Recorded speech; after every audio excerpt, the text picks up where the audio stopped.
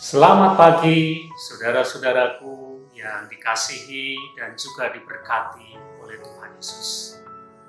Kasih Tuhan seperti sungai yang selalu mengalir dan tidak pernah menjadi kering.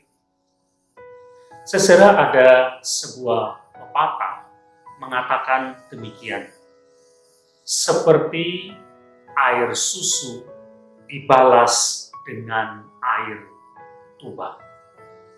Seserah pepatah ini artinya adalah sebuah kebaikan itu dibalas dengan kejahatan. Seserah tentu saja kita tidak suka dengan situasi seperti ini.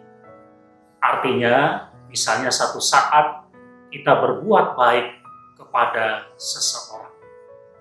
Ternyata orang itu membalasnya bukan juga dengan melakukan hal yang baik kepada kita, tetapi justru dia melakukan kejahatan. Kebaikan-kebaikan yang kita lakukan kepadanya dibalas dengan kejahatan oleh dia kepada kita.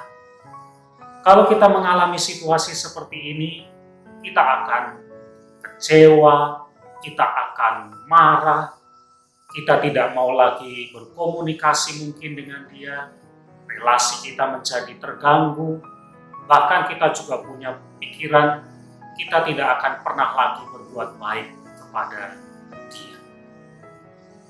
Saudara-saudara, kalau kita mengalami situasi seperti ini, kita pun harus sadar bahwa air susu dibalas dengan air tuba, itulah seperti yang kita lakukan kepada Tuhan. Artinya, Tuhan itu sudah begitu baik, sudah begitu mengasihi kita, menyayangi kita, memberkati, memelihara hidup kita. Tetapi apa yang kita balas kepada Tuhan? Seringkali justru yang terjadi adalah kita meninggalkan Tuhan. Kita mengabaikan, kita melupakan Tuhan. Kita tidak mentaatinya, kita tidak hidup dekat dengan Dia. Bukankah kita pun sering melakukan situasi seperti ini kepada Tuhan? Seserah dalam Injil Lukas pasal 23 ayat 34, ada sebuah doa yang Tuhan Yesus ucapkan di atas kayu salib.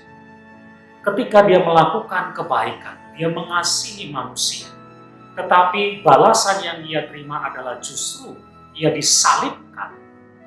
Maka di atas kayu salib itu Tuhan Yesus berdoa kepada Bapaknya. Ya Bapa, ampunilah mereka, sebab mereka tidak tahu apa yang mereka perbuat. Luar biasa Tuhan Yesus. Walaupun dia tidak menerima balasan yang setimpal, ketika dia berbuat baik, seharusnya orang berbuat baik juga kepada dia. Dia mau mengampuni. Nah saudara-saudara, kita mau belajar dari Tuhan Yesus.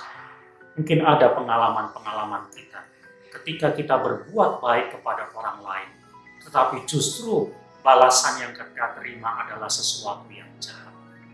Di situ kita diajar untuk tetap mau mengampuni, melepaskan hati kita dari kemarahan, dari kebencian, dari ketidakmauan untuk berbuat baik lagi kepada orang itu. Kalau hati kita terus dikuasai oleh kemarahan karena balasan yang kita terima tidak setimpal dengan apa yang kita berikan, maka kita pun bisa menjadi orang yang jahat. Mari kita belajar seperti Tuhan Yesus, mengampuni orang yang tidak membalas kita dengan kebaikan. Amin.